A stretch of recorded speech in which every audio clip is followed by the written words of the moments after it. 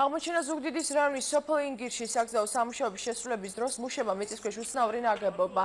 აღმოაჩინა სოფელ ინგირში სამუშაოები ამ დროისთვის შეჩერებულია, მუშება ადგილზე ძეგლთა დაცვის სამსახურის წარმომადგენლები გამოიძახეს. პირველადი დათვალიერების შემდეგ მათ გაეწოდეს, რომ სპეციალისტებს და არქეოლოგის ჯგუფისთვის შეეწყო პირებინათ მომხდარის შესახებ. ნაგებობა აგურის არის და თაღოვანია. სპეციალისტების ჩასვლის შემდეგ გაერკვევა წარმოადგენს თუ არა ეს ნაგებობა ისტორიულ ღირებულებას. მიწის სამუშაოების დროს გამოიკეთა რაღაც უცნაური ობიექტის ფორმა. ადგილზე მისვლისას გაირკვა, რომ ობიექტი აშენებულია სწორად ამოყვანილი აგურისაგან და გადახურვა აქვს თაღოვანი.